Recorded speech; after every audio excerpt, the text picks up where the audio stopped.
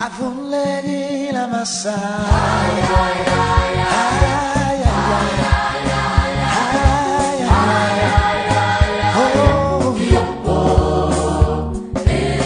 Avulegi la massa.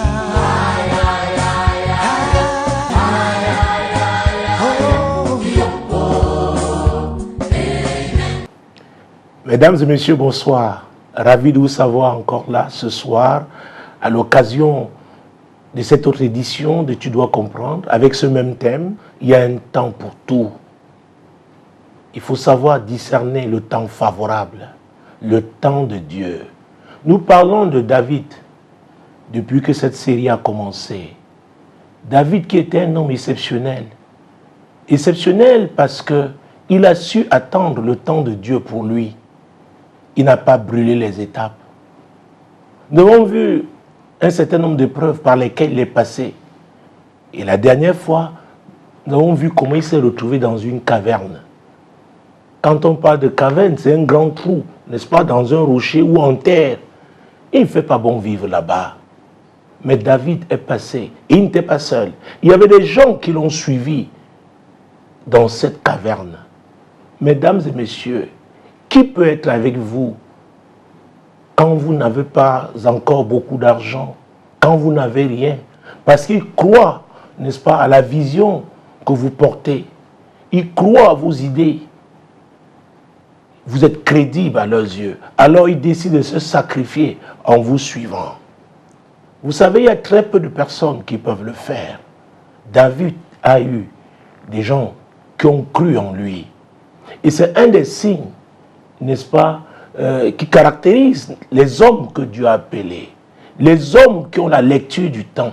Les hommes qui savent attendre le moment propice. Nous continuons dans cette édition avec David.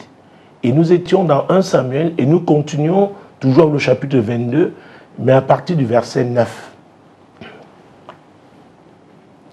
Doeg l'Édomite, qui se trouvait aussi parmi les serviteurs de Saül, répondit: J'ai vu le fils d'Isaïe venir à Nob, auprès d'Achimélec, fils d'Achitub. Achimélec a consulté pour lui l'Éternel. Il lui a donné des vivres et lui a remis l'épée de Goliath, le Philistin. Alors, quand vous êtes un homme appelé par Dieu, et ces gens-là ont toujours une étoile spéciale, il se trouve toujours en face des gens qui vous épient. Des gens qui sont prêts à donner des informations vous concernant, n'est-ce pas, à vos ennemis. Nous savons que Saül avait été rejeté par l'Éternel et David était le choix de Dieu. Mais ce n'était pas encore le temps favorable pour lui d'occuper le trône. Donc ces expériences par lesquelles il est passé étaient des expériences nécessaires, indispensables. Et c'est ce que j'appelle les tempêtes inévitables. Et voilà David qui était toujours épié. On donne des informations concernant sa position. À qui? À Saül. Et celui qui donne les informations voulait la mort de David. Si vous êtes une David parce que vous êtes une femme, ou un David parce que vous êtes homme, vous devez savoir qu'il y a des gens qui ne rêvent que de vous voir mort, qui œuvrent pour vous détruire. On peut les retrouver dans votre propre famille. On peut les retrouver dans votre environnement. On peut les retrouver même à l'église avec vous. Vous savez, je suis de ceux qui disent qu'il y a même des monstres à l'église. Ah oui. Parce que ce qui est à l'intérieur, oh, quand ça blesse, les armes internes font très mal. Et on ne peut pas vous avoir de l'extérieur si on n'a pas quelqu'un à l'intérieur. Ah oui. Donc ce n'est pas parce que Dieu vous a appelé à faire son œuvre que vous croyez que vous n'aurez pas des ennemis même à l'intérieur. Et vous devez recevoir la sagesse de Dieu. Comptez sur Dieu seul pour pouvoir les éviter, pour pouvoir éviter les erreurs. Parce que parfois, et le plus souvent d'ailleurs, on veut vous pousser à l'erreur pour vous accuser. Parce que l'ennemi a cherché par tous les moyens, il a utilisé tous les moyens, n'est-ce pas, pour vous faire tomber, n'a pas pu. Maintenant, il veut vous provoquez. Il y a un temps pour chaque chose. Il y a un temps. Il n'est pas permis de faire certaines erreurs. Vous devez le savoir. Parce que ces erreurs peuvent être fatales, même si Dieu vous a appelé. Donc c'est très important d'être toujours éveillé, de ne pas oublier que très peu de personnes soutiennent les appelés de Dieu quand ils n'ont pas encore vu, n'est-ce pas, les fruits. Très peu ont cette foi. Très peu, n'est-ce pas, acceptent de payer le prix. Les gens veulent seulement les retombées. David, dans la caverne, n'avait rien. Et voilà, croyant véritablement se cacher, il allait, n'est-ce pas, trouver de l'aide. Mais on l'a épié. Parce que le sacrificateur était serviteur de l'Éternel. David voulait la direction de Dieu. Il y a des moments où vous êtes comme sans direction. Et Dieu permet que vous soyez dans cette situation pour que vous compreniez que vous êtes un homme. Que vous êtes un homme avec des faiblesses. Et que vous ne pouvez compter que sur lui. C'était le cas de David. Je ne sais pas dans quelle situation vous vous trouvez. Parce que Dieu vous a appelé. Vous avez l'impression maintenant qu'il vous a abandonné. Non, il ne vous a pas abandonné. C'est une expérience. C'est une expérience. Mais il mettra aussi à côté de vous quelques personnes fidèles. Des personnes qui savent écouter Dieu, qui savent consulter l'Éternel, qui peuvent vous donner la bonne direction. Ah oui. Parce que Dieu parle tantôt d'une manière, tantôt d'une autre. Ça dit, il peut utiliser même des gens.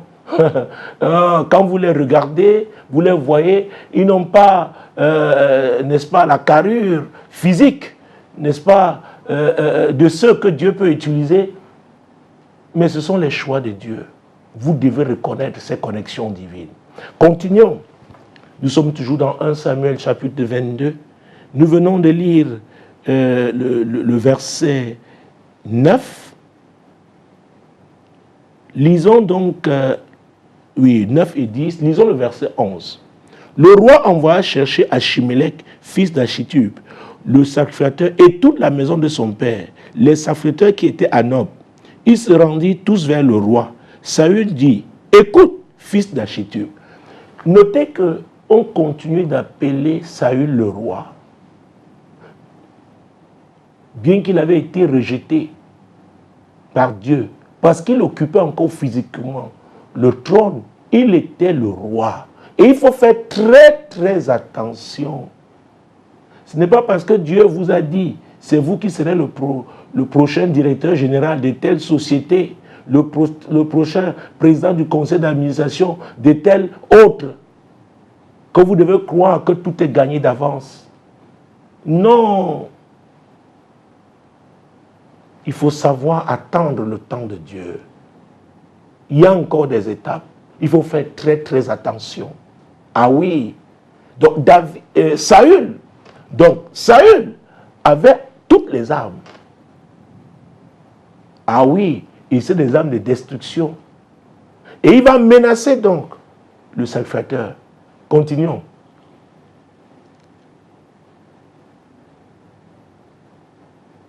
Saül dit, écoute, fils d'Achitub. Il répondit, me voici, mon Seigneur. Vous voyez, on continue de le respecter. Vous savez, j'ai l'habitude de dire, une des marques des grands, c'est qu'ils savent respecter les grands. Ils savent s'adresser aux grands. Vous ne pouvez pas devenir grand si vous méprisez les grands. Ce n'est pas possible. Si vous n'êtes pas courtois, si vous n'êtes pas poli, vous n'êtes pas galant, c'est très important. Surtout des gens qui occupent des fonctions, des hautes fonctions. Vous voulez prendre la place de votre sous-directeur, vous êtes encore chef de service. Vous savez qu'il va aller à la retraite, vous le méprisez. Il peut vous détruire avant d'aller en retraite, avant de prendre sa retraite. Il peut vous détruire. J'ai vu des insensés le faire, alors que tout était ouvert, leur était favorable. Mais ils n'ont pas usé de sagesse. Ils se sont précipités Ils ont déshonoré des gens qui étaient devant eux. Et ces gens-là, avant de partir, leur ont barré le chemin. Je me souviens de cette histoire. C'était un chef traditionnel. Il était sous-directeur dans une grande société de son pays. Il devait aller à la retraite. Et curieusement, il y avait un chef-service qui était de son village. Parce qu'il tenait tellement à occuper ce poste, il a commencé des machinations. Alors, ce chef traditionnel a enlevé son chapeau. Et il a frappé sur la table. Et il lui a dit, je te maudis, tu n'occuperas jamais cette place. Et quelques mois après, quand il est parti, celui qui était destiné, qu'on voyait, tout le monde se disait, voilà, il a été à ses côtés, il va occuper cette place. On l'a affecté plutôt dans une autre direction. Et on a nommé quelqu'un d'autre à sa place. Et plus tard, il a eu d'autres déboires. Il faut faire très, très attention. La manière dont vous traitez les autorités, les gens qui ont été établis au-dessus de vous. C'est Dieu qui est établi. Et il sait comment. Oui, il change. Il sait comment. Il mute. Donc, comptez sur l'Éternel seul. Même ici à l'église, je vois des gens, dès qu'on les apprécie 1, 2, 3 fois, ils veulent détruire d'autres pour occuper leur place. Quand je parle de l'église, je ne parle pas de l'assemblée locale. Je parle de l'église en général. Parce que j'ai voyagé, j'ai visité les églises dans plusieurs pays. Et curieusement, en Afrique, et surtout cette Afrique noire, il y a des réflexes qu'on retrouve même dans l'église. Comment les gens sont pressés, comment les gens veulent brûler les étapes, alors qu'à l'église, on doit compter sur Dieu seul. Ah oui, vous savez, tout est grâce. Nous sommes d'accord avec ça. Mais chacun doit faire sa part. Parce que Dieu est fidèle. C'est lui qui a dit il y a un temps pour chaque chose. Il faut savoir attendre le temps de Dieu. Il faut savoir être à son écoute, lui obéir. Même quand ça paraît long, il est en train de travailler. Vous savez, Dieu est esprit. Donc il travaille dans le spirituel, mais on verra les fruits dans le monde physique. C'est une affaire de temps. Alors, vous voyez, le sacrificateur a continué d'appeler Saül Seigneur. C'est une marque de respect. Ah oui.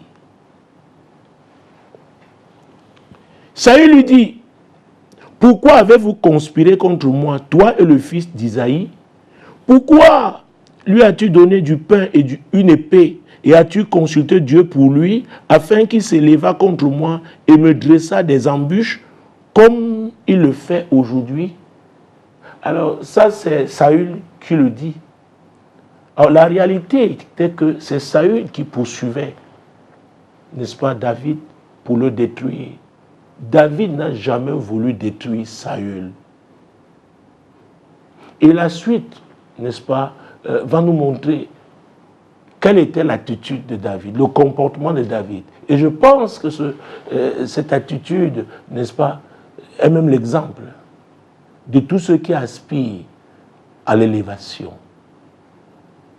Ah oui, ne cherchez pas à détruire ceux qui sont au-dessus de vous. Laissez Dieu faire. Donc, parce que Saül était devenu mal à l'aise, n'est-ce pas? Il était mal à l'aise. Il savait que c'est David qui était le choix de Dieu. Donc pour lui, il savait. Il croyait que David lui tendait des pièges. Ne tendez pas des pièges à vos aînés, à vos supérieurs. Il y a un temps pour chaque chose. Dieu vous fera grandir. et sa grâce vous accompagnera. Continuons.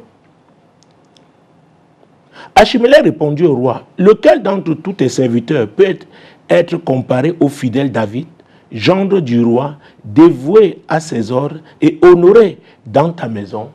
Et ça, c'est très important.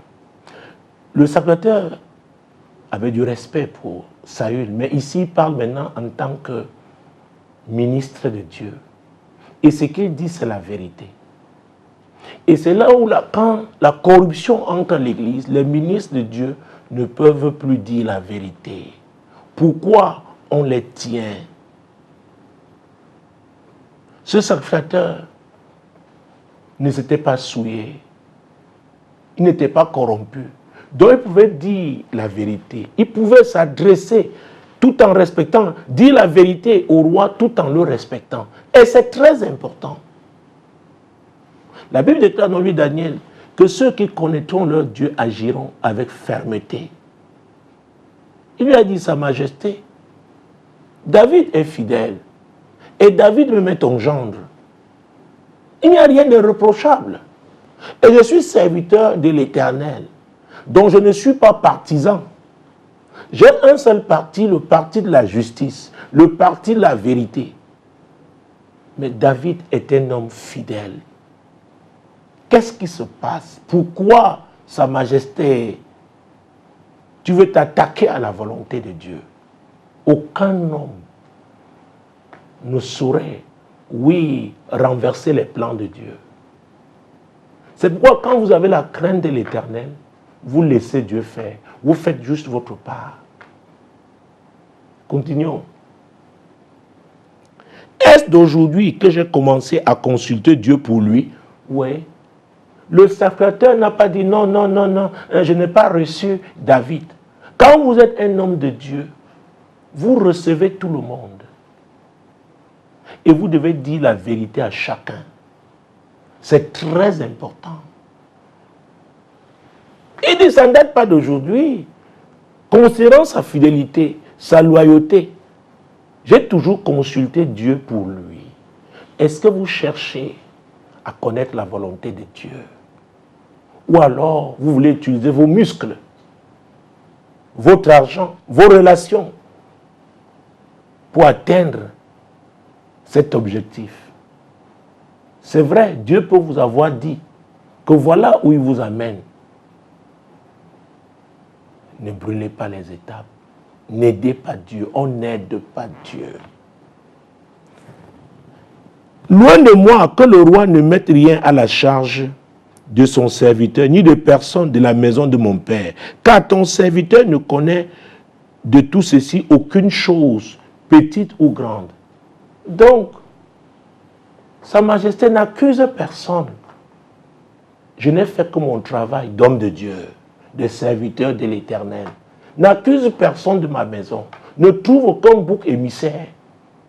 Je suis en train, d'accomplir mon ministère. Je sais Dieu là où il m'a appelé. Je suis dans mon couloir. Verset 16. Le roi dit, tu mourras à Achimélec, toi et toute la maison de ton père. Vous voyez ça? Parce qu'Achimélec a dit la vérité. Il s'est tenu sur la vérité. Et ce n'est pas facile. Ce n'est pas facile. Dans ce monde-ci, et ce n'est pas commencé aujourd'hui. Le roi, parce que dans un royaume, le roi a le pouvoir de faire mourir qui il veut. Hein. Ah oui, il est le souverain. Continuons. Et le roi dit aux coureurs qui se tenaient près de lui, tournez-vous et mettez à mort les sacrificateurs de l'Éternel, car ils sont d'accord avec David. Ils ont bien su qu'ils s'enfuyaient et ils ne m'ont point averti. Oh mon Dieu, mon roi. Quand Dieu vous a appelé, à vrai dire, votre vie n'est pas au-dessus de la vision que Dieu vous a donnée. Votre vie n'est pas au-dessus de la volonté de Dieu. Ah oui, vous pouvez perdre votre vie. On peut vous blesser. On peut vous piéger. On peut faire du mal à un membre de votre famille, à un ami parce qu'on veut vous atteindre. C'est la réalité. Donc, quand on est enrôlé dans l'armée de l'Éternel, parce que nous sommes censés être tous des missionnaires sur cette terre. J'ai fait une série, n'est-ce pas, sur ta mission. La mission du sacrificateur, c'était faire des sacrifices, c'était intercéder pour le peuple. Et il était dans ce rôle, Achimélec. Voilà que le roi décide d'exterminer toute sa maison. Ah oui. Je vois des gens qui s'empressent. Oh, Dieu m'a appelé à devenir pasteur. J'ai l'habitude de dire, tous ceux qui courent, ils s'empressent parce qu'ils veulent le col pastoral. À vrai dire, Dieu ne les a pas appelés. Quand les gens peuvent imaginer le type de sacrifice, le type de privation attaché au service de l'Éternel, oh mon Dieu, mon roi. Les gens ne voient que les voitures, les gens ne voient que les voyages, et d'autres l'opportunité de se pavaner et d'écraser les gens. Ministère veut dire service. Et quand vous engagez à servir, mon Dieu, mon roi, vous ne saurez être léger. Léger dans vos décisions. Léger dans les actes que vous posez au quotidien. Et vous comprenez qu'il y a un prix à payer. Ce n'est pas facile. Mais si Dieu vous appelle à ça, autant vous engager dans votre couloir, et vous savez, c'est l'Éternel qui est le rémunérateur. C'est l'Éternel qui est le rémunérateur. Les hommes vont vous juger. Saül a jugé Achimélec. Mais vous devez savoir qu'en servant Dieu dans votre couloir, il n'y a que Dieu pour vous rémunérer. Et votre rémunération avec l'Éternel concerne l'éternité. Tout ne s'arrête pas dans ce monde. C'est pourquoi ne laissez pas les enjeux de ce monde, n'est-ce pas, vous dérouter de la voie de l'Éternel. Nous sommes tous appelés à servir.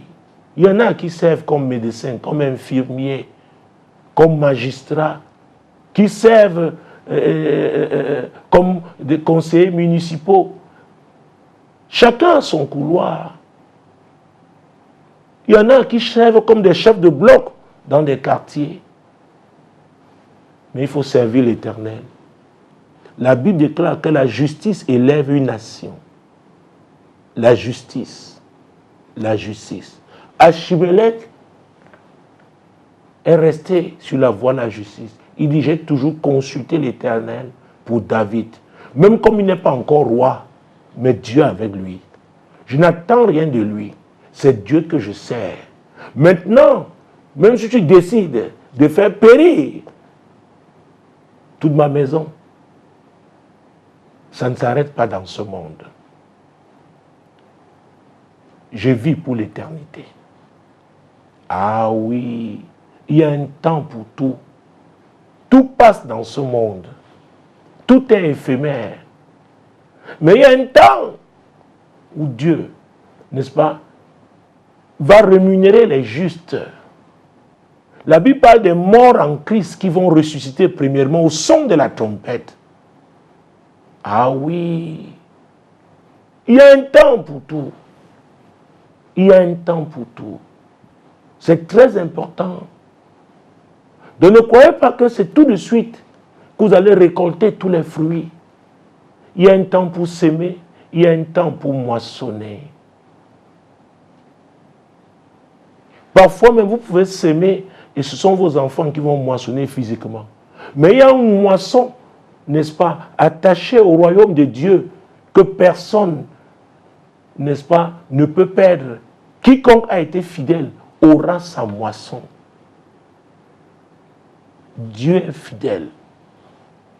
Dieu est fidèle. Donc ne permettez pas aux hommes de vous pousser à tout faire pour gagner dans ce monde-ci. Et c'est pour leur faire plaisir. Vous devez vivre pour un but. Ah oui, votre vie doit avoir un but. Et ce but, c'est le but divin. C'est la volonté de Dieu. Quel que soit le prix à payer. Vous savez, dans certains milieux, les justes sont comme des personnes anormales.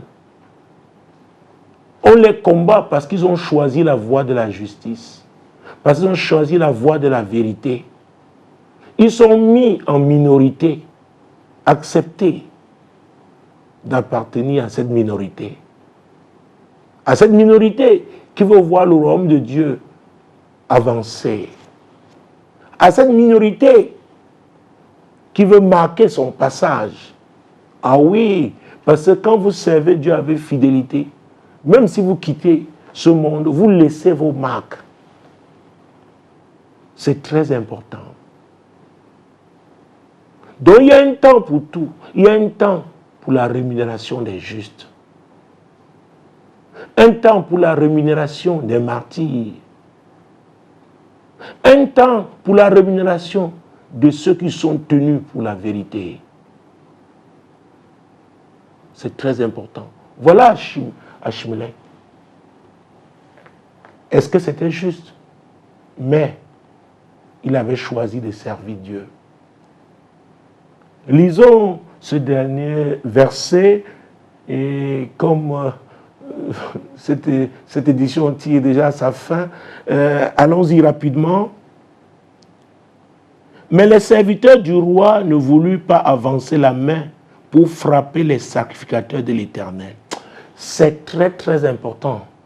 Et j'aimerais, n'est-ce pas, sortir de cette émission avec cette deuxième partie. Ne mettez pas la main sur un oint de Dieu. C'est dans le livre de Somme. Dieu dit, ne touchez pas à mes oints. Ne faites pas de mal à mes prophètes.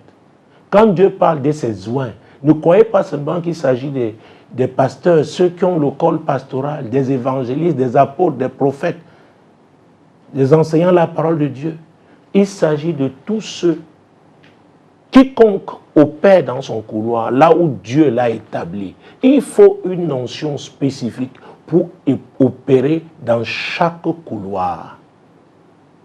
C'est très important. Donc l'enseignant,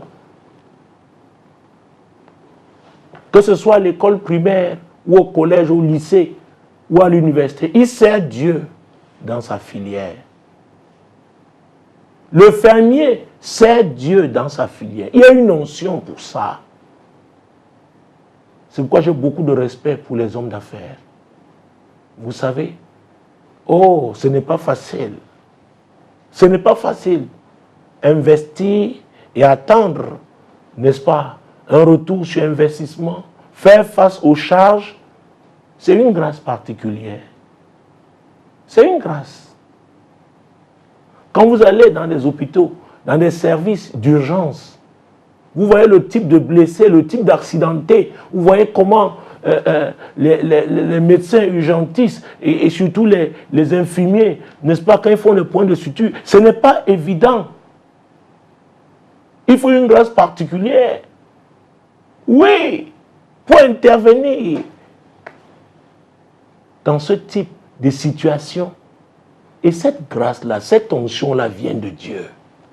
Donc quand Dieu dit ne touchez pas à mes oints, quand quelqu'un était établi par Dieu pour être policier, pour être gendarme, pour être assureur, banquier, et il suit les normes divines, si vous vous attaquez à lui, vous vous attaquez à l'Éternel. Et Dieu vous répondra. Alors, Saül donne l'ordre, mais ses serviteurs disent non, nous ne pouvons pas frapper les oints de l'Éternel. Ne participez pas à ces complots.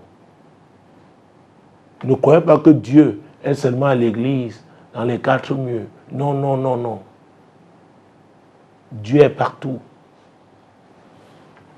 Et la justice doit s'appliquer partout. Donc, ne participez pas. Refusez. Quel que soit ce que ça va vous coûter, Dieu vous récompensera. Ne touchez pas à mes oins. Ne faites pas de mal à mes prophètes. Donc même dans votre maison, si vous pratiquez l'injustice, soyez sûr que Dieu vous demandera des comptes. Pas parce que vous êtes le chef de famille et que vos enfants sont encore jeunes, ne peuvent pas se défendre. Dieu est leur défenseur. Faites très, très attention avec ce que vous faites, avec le pouvoir que Dieu vous a donné, les armes que Dieu vous a données, l'argent que Dieu vous a donné, l'autorité que Dieu vous a donnée. Vous servez Dieu avec tous ces éléments. Et le royaume de Dieu doit avancer. Et le royaume de Dieu ne saurait avancer sans justice. C'est pourquoi, mesdames et messieurs, nous devons tous choisir de soutenir ce qui est juste. Nous devons tous choisir de ne pas froisser les autorités, de ne pas les embarrasser. Dieu s'est embarrassé. Les gens. Donc quand le temps de Dieu arrive, il sait comment embarrasser chacun. Ne participez pas à ça. Priez Dieu. Il y a un temps pour tout. Il sait comment il va accomplir les promesses qu'il vous a faites. Mesdames, Messieurs, merci d'avoir été là. Que le Seigneur vous bénisse. Shalom.